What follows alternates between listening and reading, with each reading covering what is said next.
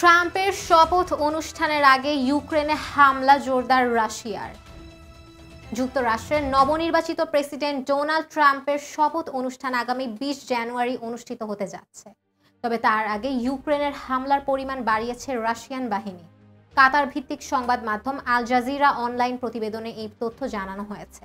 রুশ president Vladimir Putin বলেছেন, Donetsk এবং লুহানস্ক পিপলস রিপাবলিক, খেরসন এবং জাপোরজিয়া অঞ্চল থেকে ইউক্রেন বাহিনী অবশ্যই সরে যেতে হবে।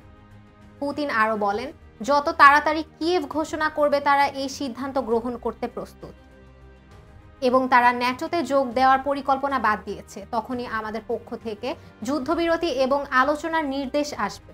গত 27 নভেম্বর রুশ বাহিনী ইউক্রেনের জ্বালানি অবকাঠামোতে ব্যাপক হামলা চালিয়েছে।